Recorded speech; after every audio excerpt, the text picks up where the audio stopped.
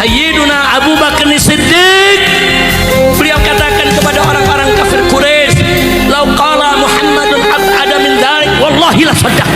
Andai kata kekasihku Muhammad bercerita lebih dahsyat dari Isra Mi'raj, lebih luar biasa daripada Isra Mi'raj, selama Muhammad yang bercerita, wallahi, demi Allah, pasti aku percaya dan membenarkannya. Ada pelajaran menarik. Kita tahu dalam peristiwa Isra Mi'raj Nabi, sebelum Nabi diperjalankan, dada beliau dibelah dulu oleh malaikat Jibril alaihissalam yang didampingi dengan malaikat Mikail. Saudara, kita tahu ceritanya, saudara, bagaimana Allah memasukkan dalam hatinya hikmah, ilmu, dan lain sebagainya. Bukan itu yang ingin saya bahas, saudara, tapi yuk kita lihat. Saat itu malaikat Jibril alaihissalam membedah Nabi, membelah, kemudian menyambungnya kembali. Sambungannya hampir tidak ada bekas. Ada bekas, saudara, tipis kelihatan seperti benang bekasnya, saudara. Menariknya apa? Itu justru menjadi embrio lahirnya ilmu bedah, saudara. Sebelum itu gak ada ilmu bedah, saudara. Manusia gak kenal ilmu bedah.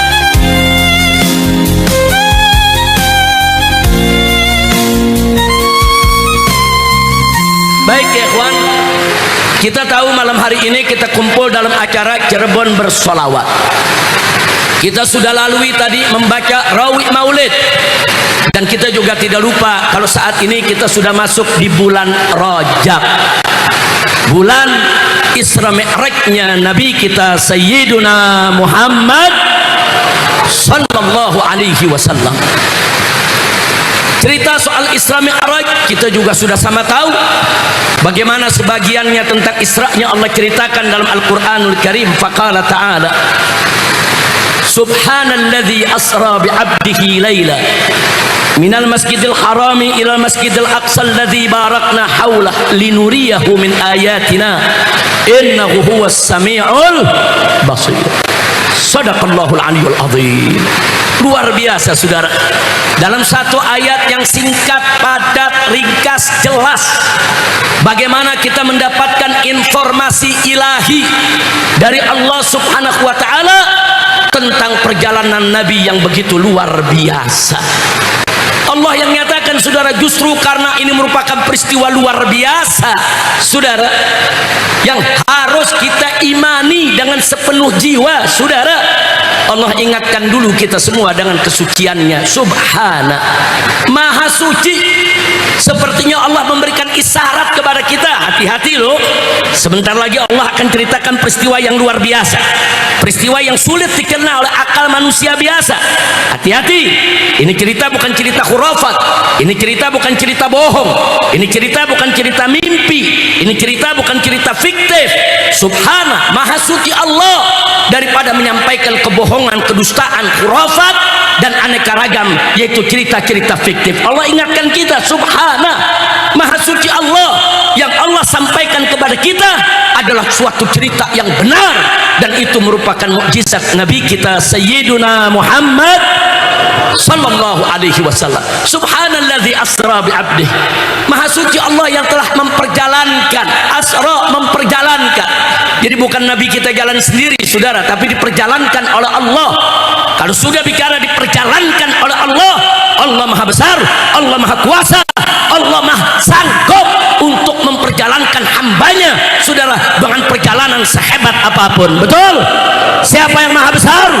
Siapa yang maha kuat? Siapa yang maha perkasa? Takbir.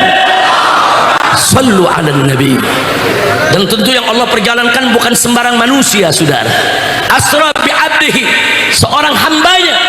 Dan jangan lupa para ulama mengatakan, saudara, tatkala seorang nabi diberikan julukan sebutan oleh Allah sebagai Abdullah, sebagai abduh, saudara, itu merupakan gelar yang paling tinggi. Kenapa? Karena di dalamnya ada makna ubudiyah kepada Allah. Jadi Nabi disebut siapa itu diperjalankan oleh Allah, tidak lain dan tidak bukan Nabi kita yang mulia, Nabi kita yang tercinta, Sayyiduna Muhammad sallallahu alaihi wasallam, lailan, pada suatu malam, bahkan hanya sebagian malam saja, saudara. Dari mana? Minal Masjidil Haram, diperjalankan dari Al Masjidil Haram yang ada di kota suci Makkah Lalu kemana? Ilal Masjidil Aqsa. Diperjalankan sampai ke Al-Masjidil Aqsa. Al-Masjidil Aqsa yang mana? Alladzi barakna haulah, kata Allah. Masjid yang telah kami limpahkan keberkahan di sekitarnya. Bagaimana enggak berkah, saudara? Jauh sebelum Nabi kita datang alaihi salatu wassalam, Al-Masjidil Aqsa, di sana Allah telah mengutus berapa banyak para nabi dari Bani Israel, saudara. Allah utus para nabi, para rasul. Allah muliakan itu tempat, saudara. Bahkan kalau sekarang kita lihat, bagaimana enggak penuh berkah Al-Masjidil Aqsa, saudara. Di malam Isra Mi'raj Nabi, saudara, arwah seluruh para nabi dan para rasul Allah kumpulkan di masjid tersebut, dan sholat di belakang Nabi kita Sayyiduna Muhammad sallallahu alaihi wasallam. Saudara, disebutkannya Al-Masjidil Aqsa, ditakdirkannya Nabi alaihi salatu wassalam Isra, saudara, dari Masjidil Haram di Mekah sampai Al-Masjidil Aqsa yang di Palestina. Sebetulnya di situ juga ada pesan supaya kita senantiasa memperhatikan Al-Masjidil Aqsa, menjaga Al-Masjidil Aqsa, membela Al-Masjidil Aqsa. Tanggung jawab kita semua. Lah kok bisa lebih dari 75 tahun Al-Masjidil Aqsa dijajah, saudara, oleh Israel yang terlaknat, durjana, durhaka. Kok bisa Israel seenaknya membunuh saudara kita, saudara? Puluhan ribu saudara kita dibunuh, dibantai. Kalau itu semua belum bisa menyadarkan umat Islam sedunia untuk segera bergerak membebaskan Al-Masjidil Aqsa dari cengkraman Israel durjana, sungguh kelewatan kita semua, saudara. Itu disebutin sama Allah soal Masjidil Aqsa. Bagaimana kalau nggak disebutin? Disebutin itu supaya kita ingat. Nabi dimampirkan dari Masjidil Haram ke Masjidil Aqsa supaya kita nggak lupa kewajiban kita terhadap Al-Masjidil Aqsa. Maka itu saya mau tanya semua umat Islam yang ada di sini, terus siap berjuang untuk Al-Masjidil Aqsa? Siap membela Al-Masjidil Aqsa? Siap memerdekakan Al-Masjidil Aqsa? Takbir! Sallu ala Nabi. Saudara, muncul pertanyaan, untuk apa sih Nabi di Isra Mi'rajkan? Ada yang menjawab untuk menghibur hati Nabi yang sedang duka karena ditinggal mati oleh dua orang pembela yang luar biasa. Saudara, yang pertama adalah Sayyidatuna Khadijah Al-Kubra, istri beliau yang telah mengorbankan seluruh harta benda, tenaga dan pikirannya, seluruh hidupnya untuk berjuang bersama Nabi. Begitu juga pamannya Abu Talib. Keduanya meninggal dunia. Begitu keduanya meninggal dunia, orang-orang kafir Quraisy mulai berani mengusik Nabi secara fisik, saudara. Bahkan Nabi mencoba untuk hijrah ke Taif, diusir, saudara. Ya, itu tahun duka. Para ulama menyebutnya Amul Hazan, tahun duka, tahun sedih. Saat itulah Nabi di Isra Mi'rajkan oleh Allah, dihibur langsung oleh Allah Subhanahu wa ta'ala. Jawaban ini enggak salah karena memang faktanya begitu, saudara. Ada lagi ulama yang menjawab, beliau di Isra Mi'rajkan salah satunya adalah untuk menerima perintah sholat 5 waktu. Ini juga betul karena memang fakta realitanya begitu. Nabi mendapatkan perintah sholat 5 waktu, saudara, untuk umatnya pada saat beliau Isra dan Mi'raj. Tapi terlepas dari semua pendapat, kita kembali kepada Al-Quran. Allah nyatakan, linuriyahu min ayatina, untuk kami perlihatkan kepada beliau, yaitu Nabi Muhammad sallallahu alaihi wasallam, dan juga kepada seluruh umatnya, min ayatina, sebagian dari tanda-tanda kebesaran kami. Subhanallah, ya. Di dalam peristiwa Isra Mi'raj, kalau dikupas satu persatu, saudara, itu merupakan lautan hikmah, itu merupakan samudra hikmah, saudara. Tidak akan pernah ada habisnya kalau kita ingin membahas tentang bagaimana dahsyatnya kebesaran Allah, agungnya kekuasaan Allah, saudara, melalui peristiwa Isra Mi'raj yang ditakdirkan Allah, diberikan oleh Allah kepada Nabi kita Muhammad sallallahu alaihi wasallam. Nah, makanya tentunya nggak mungkin Kalau malam ini kita harus membahas bagaimana tentang keagungan-keagungan tersebut yang begitu banyak, nggak bakal habis saudara. 1 jam, 2 jam, setahun, 2 tahun mengarang kitab, puluhan jilid kitab saudara. Terlalu luas. Allah punya samudra ilmu pengetahuan dan rahmat hikmahnya. Alhamdulillah. Tapi sungguh pun begitu, setidaknya 1-2 pelajaran kita perlu mengambilnya saudara. Itu yang ingin saya sampaikan pada malam hari ini. Pertama saudara, ada pelajaran menarik. Kita tahu dalam peristiwa Isra Mi'raj Nabi, sebelum Nabi diperjalankan saudara, dada beliau dibelah dulu oleh malaikat Jibril alaihissalam yang didampingi dengan malaikat Mikail saudara. Dibedah saudara, kita tahu ceritanya saudara, bagaimana Allah memasukkan dalam hatinya hikmah, ilmu dan lain sebagainya. Bukan itu yang ingin saya bahas saudara, tapi yuk kita lihat saudara. Saat itu malaikat Jibril alaihissalam membedah Nabi, membelah saudara, kemudian menyambungnya kembali. Sambungannya hampir tidak ada bekas. Ada bekas saudara, tipis kelihatan seperti benang bekasnya saudara. Menariknya apa? Itu justru menjadi embrio lahirnya ilmu bedah saudara. Sebelum itu nggak ada ilmu bedah saudara. Manusia nggak kenal ilmu bedah. Nggak pernah ada satu manusia pun yang berpikir kalau manusia itu bisa dibedah, organ tubuhnya bisa dikeluarkan dan bisa dimasukkan lagi saudara. Nggak ada manusia yang berpikir saat itu saudara, kalau orang dibedah bisa disambung lagi saudara. Tapi malaikat Jibril dengan izin Allah saudara menunjukkan kepada umat manusia lewat Nabi kita Muhammad Sallallahu Alaihi Wasallam, ternyata manusia bisa dibedah, bisa dibelah, bisa disambung lagi saudara. Yang dikeluarkan bisa dimasukkan lagi. Dari situlah ulama-ulama kaum muslimin, para atibba, para dokter-dokter pertama kaum muslimin mulai mempelajari ilmu bedah saudara. Apakah itu ilmu khusus malaikat Jibril saja atau manusia juga bisa memiliki ilmu semacam itu? Mereka pelajari, mulailah mereka bisa membedah orang saudara. Ya, dari mulai jahitan yang kasar. Awalnya jahitan kasar saudara. Kalau orang dibedah jahitannya kayak jahitan karung saudara. Bekasnya tuh di dada kayak jahitan karung, di perut kayak jahitan karung. Makin lama jahitannya makin halus. Makin lama di zaman sekarang bahkan ada bedah yang dilem saudara, nggak pakai benang lagi. Bahkan di zaman sekarang saudara ada yang bedahnya cuma pakai staples saudara. Nyambungnya habis dibedah pakai staples, nyambung lagi. Subhanallah.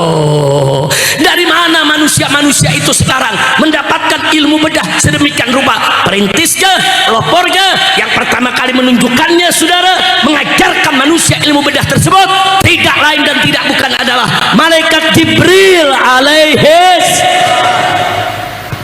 Nah gini mak itu saya tanya, kalau gitu peristiwa Isra Mi'raj dahsyat tidak? Dahsyat tidak? Linuriyahu min ayatina. Allah ingin tunjukkan saudara kebesaran Allah lewat nabinya, lewat malaikatnya saudara, lewat makhluk. Allah tunjukkan ini kebesaran Allah. Bahkan di zaman sekarang ada bedah nggak pakai dibelah lagi badannya saudara, pasang ring jantung, tinggal masukkan itu namanya alatnya saudara. Ada yang lewat tangan, ada yang lewat paha, pembuluh darah besar bisa dipasang. Subhanallah. Ada lagi saudara orang-orang yang pecah pembuluh darahnya di kepala saudara, enggak perlu dibedah saudara. Dengan teknologi DSA saudara dimasukkan itu selang dari pembuluh darah besar yang ada di pahanya, masuk itu alat sampai di kepala, bisa di saudara di semen, bisa ditambal itu yang pecah. Subhanallah. Enggak pakai belah lagi.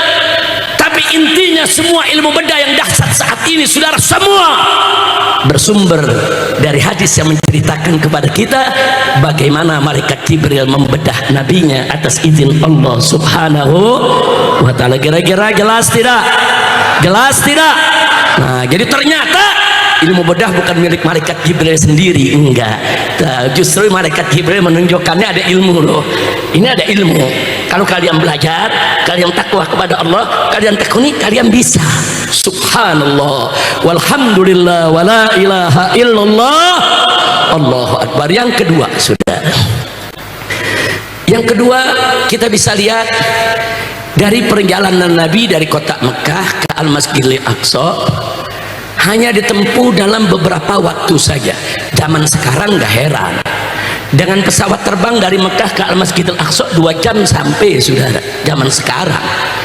Tapi di zaman itu yang pesawat terbang belum ada, saudara, kapal terbang belum ada, saudara. Makanya banyak orang-orang kafir mendustakan Nabi. Bahkan ada orang-orang yang sudah masuk Islam, imannya masih lemah, baru masuk Islam, dengar cerita Isra Mi'raj, murtad, saudara, sebagaimana diceritakan oleh Sayyidatuna Aisyah radhiyallahu taala anha, saudara. Karena memang peristiwa Isra Mi'raj ini sulit dirasionalisasikan oleh akal manusia yang lemah, saudara. Tapi sulit dirasionalisasikan bukan berarti irasional. Sulit, saudara, untuk dicerna oleh akal bukan berarti tidak masuk di akal, bukan. Tapi memang akal manusianya yang lemah, saudara. Dan nggak sampai di situ, saudara, untuk bisa menerima kebenaran peristiwa Isra Mi'raj nggak cukup hanya dengan ilmu dan akal saja, tapi di sana harus ada iman. Makanya kita lihat kalau orang-orang kafir bertanya kepada Sayyidina Abu Bakar Siddiq radhiyallahu anhu, saudara, apa kata orang-orang kafir kepada Sayyidina Abu Bakar setelah mendengar cerita Nabi soal Isra Mi'raj? Mereka katakan, ya Abu Bakrin, hal tusaddiqu kadzba Muhammadin? Hei Abu Bakar, apa kamu masih percaya dengan bohongnya Muhammad, dengan dustanya Muhammad? Mana ada perjalanan dari Mekah ini ke Al-Masjidil Aqsa ke Palestina sana hanya dalam sebagian malam?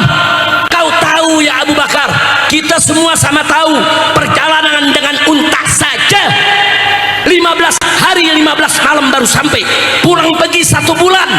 Itu kalau nggak berhenti di tengah jalan, saudara. Mana mungkin Muhammad bisa menempuhnya hanya dalam sebagian malam? Atau sedih ada ya Abu Bakar? Apa kau percaya dengan cerita bohong ini?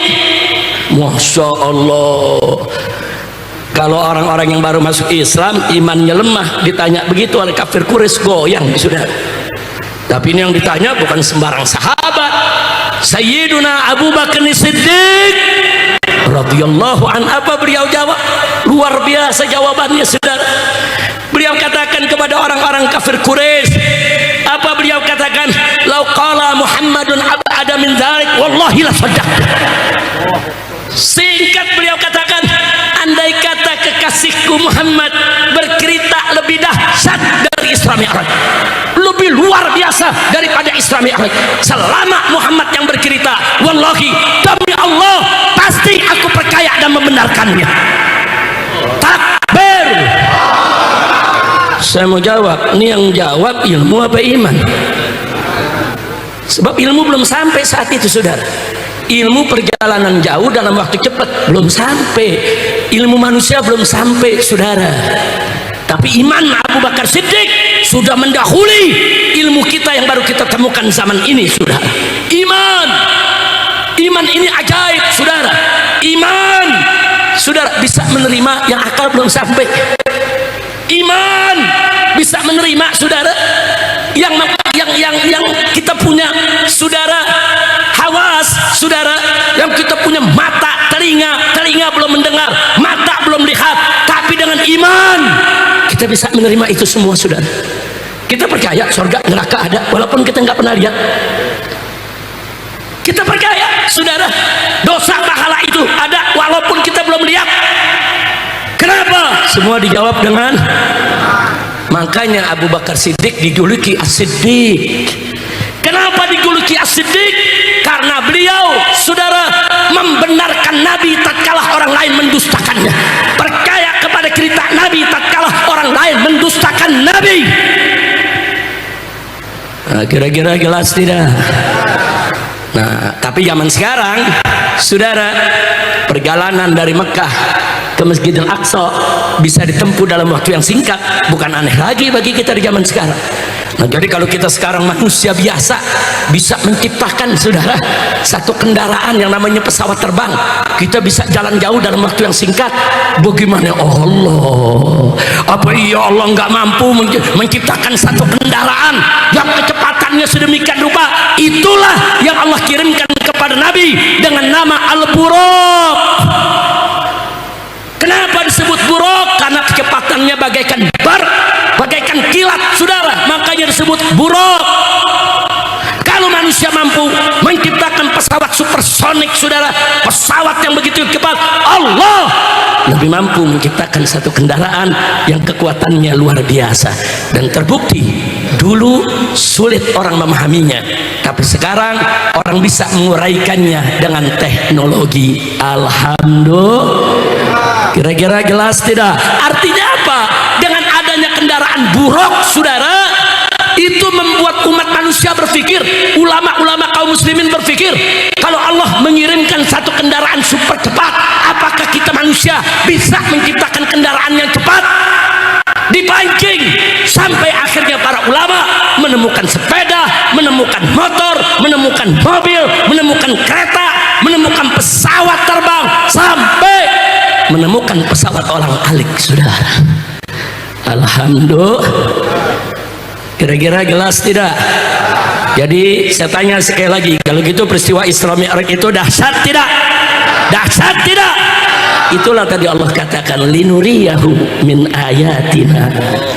Allah mau tunjukkan, saudara, tanda kebesarannya. Yang ketiga, saudara, sudah atau lanjut nih? Udah apa lanjut? Ente bilang lanjut, namun nanya guru anda dulu. Baik, masih di sini. Lanjut. Baik, sedikit lagi, saudara. Tadi udah berapa? Udah 2 itu. Sekarang yang ketiga, saudara.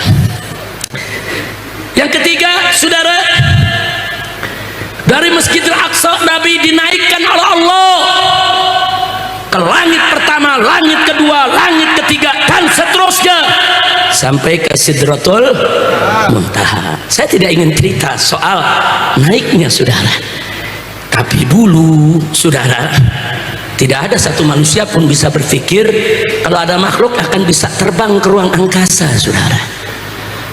Nggak ada yang berpikir, saudara.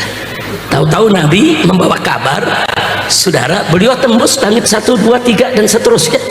Dan ini mendorong, memotivasi para ulama-ulama kita, saudara, bagaimana supaya manusia ini bisa mencapai bulan, bisa mencapai planet-planet, bisa mengarungi ruang angkasa, saudara.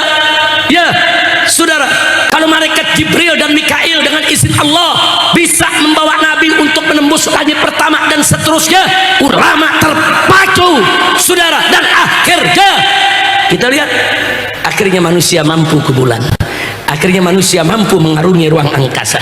Bahkan sampai hari ini penyelidikan ruang angkasa masih terus berjalan, saudara.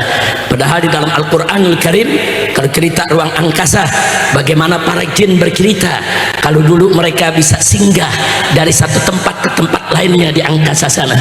Tapi setelah Nabi diutus, mereka nggak bisa lagi bebas untuk mencuri dengar kabar langit, saudara.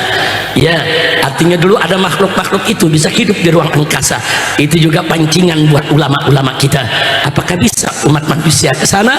Ternyata dari penyelidikan, saudara, penelitian, percobaan, dan seterusnya, akhirnya manusia mampu mengarungi ruang angkasa, walaupun masih jauh dari kesempurnaan. Alhamdulillah. Nah, jadi kalau kita mau bahas, maka tadi saya katakan Isra Mi'raj ini lautan hikmah, saudara. Nah, makanya tega betul orang-orang liberal seenaknya mengatakan Isra Mi'raj itu kan cuman cerita fiktif dongeng buat menghibur umat Islam. Kurang ajar. Nah, begitu jangan terpengaruh dengan ajaran-ajaran liberal, saudara. Peristiwa Isra Mi'raj adalah peristiwa nyata, benar, dan itu merupakan bagian mukjizat dari Nabi kita Muhammad Sallallahu Alaihi Wasallam yang diberikan oleh Allah Subhanahu Wa Taala. Percaya dengan Isra Mi'raj? Jawab yang kompak. Percaya dengan Isra Mi'raj? Yakin? Betul? Takbir? sallu ala nabi. Yang terakhir saudara, dalam peristiwa Isra Mi'raj ada kejadian yang nggak boleh kita abaikan dalam mengambil hikmah. Bagaimana kewajiban sholat dari 50 waktu menjadi 5 waktu. Ini akidah Ahlus Sunnah wal Jamaah. Tapi kalau anda lihat nanti di luar Ahlus Sunnah ada yang protes tuh, nggak percaya tuh dari 50 jadi 5 saudara, dengan alasan kan Allah Maha tahu umat Nabi nggak kuat 50, kenapa nggak dikasih 50 sekaligus, begitu kata mereka saudara. Ini cerita bohong nih, ini ulama-ulama hadis Ahlus Sunnah nih membual ini.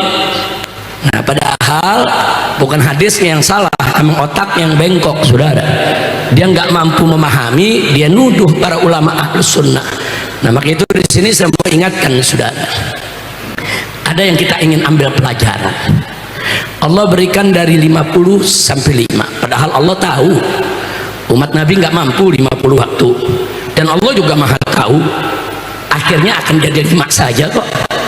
Tapi kenapa Allah takdirkan cerita tersebut yang dialami oleh Nabi dari 50 sampai 5 saudara, dari 50 waktu sampai 5 waktu. Ada pelajaran Allah berikan. Satu, Allah ingin memamerkan saudara di hadapan kita. Jangan lupa, salah satu nama Allah adalah Al-Mutakabbir saudara. Dan kibria itu hanya pakaian milik Allah. Nggak ada satu makhluk pun boleh sombong kecuali Allah. Sudah Allah ingin memamerkan di hadapan hamba-hamba. Saudara, apa yang ingin dipamerkan oleh Allah? Satu, Allah ingin memamerkan rahmatnya, lembutnya, dermawannya. Hei umat Muhammad, dari 50 ku berikan jadi 5. Bagaimana enggak rahmatnya Allah, bagaimana enggak baiknya Allah, bagaimana enggak lembutnya Allah, bagaimana enggak dermawannya Allah. Jadi 50 jadi 5 adalah Allah ingin memamerkan rahmatnya kepada kita. Alhamdulillah. Saya mau tanya, 50 jadi 5 Allah baik tidak? Baik tidak? Bersyukur tidak? Kalau kira-kira 50 nggak diturunin jadi 5 bagaimana? 5 aja banyak yang lewat, apalagi 50 sudah. Kira-kira jelas gak? Jadi bukan Allah nggak tahu umat Nabi itu nggak mampu 50, bukan Allah tahu. Allah kasih 50 dulu, kemudian jadi 5. Allah mau pamer betapa maha rahmannya Allah, betapa maha rahimnya Allah, betapa Allah latif wadud. Saudara, yang kedua, Allah ingin memamerkan kemuliaan sifat nabinya. Kok bisa saudara? Bagaimana tidak? Nabi pulang pergi bolak balik 9 kali minta keringanan dari Allah. Untuk siapa? Untuk umatnya.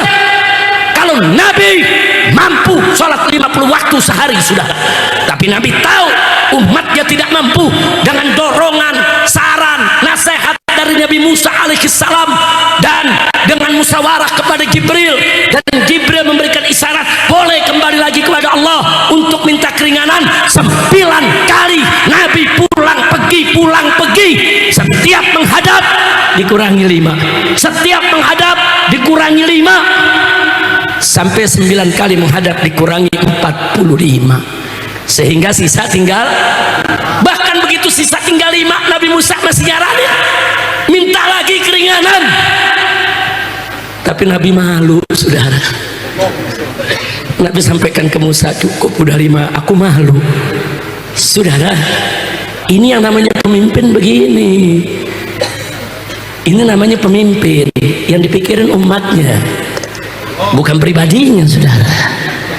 Pribadi Nabi kuat 50, nggak perlu minta keringanan, tapi demi umat, untuk umat, kasihnya dengan umat, Nabi siap walaupun harus malu, pulang pergi 9 kali sampai diringankan menjadi 5.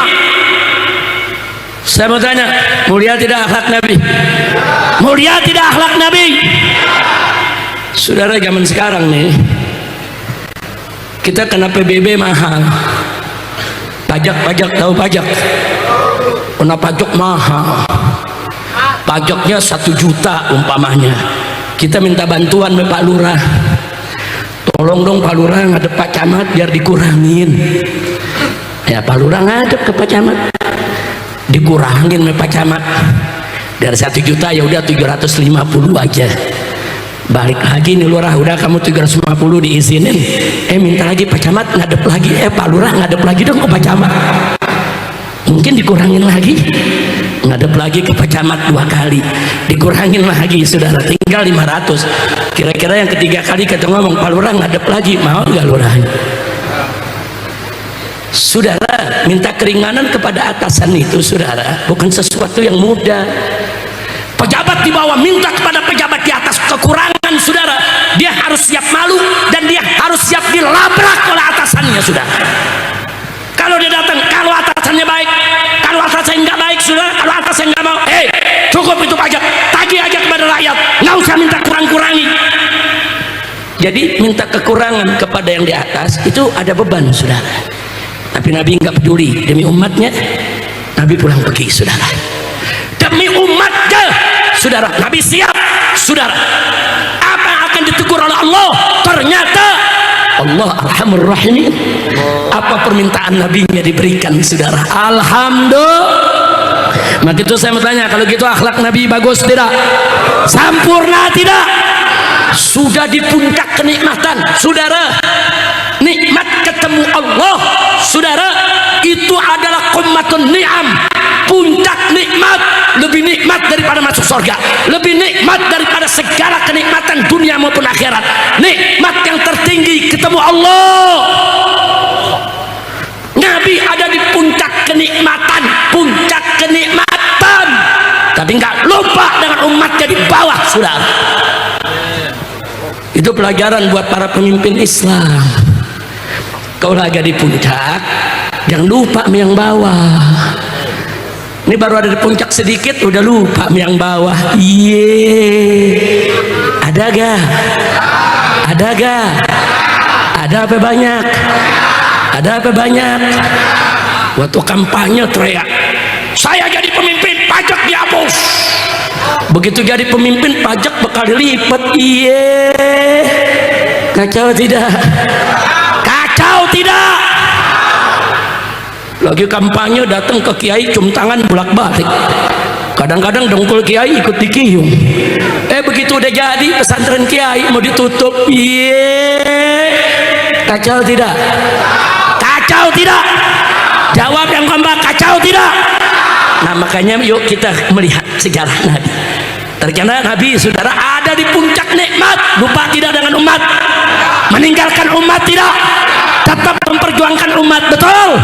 Kalau begitu saya mau tanya, Nabi kita mulia tidak? Bagus tidak? Itulah yang Allah ingin pamerkan kepada kita melalui peristiwa Isra dan Mi'raj. Alhamdulillah.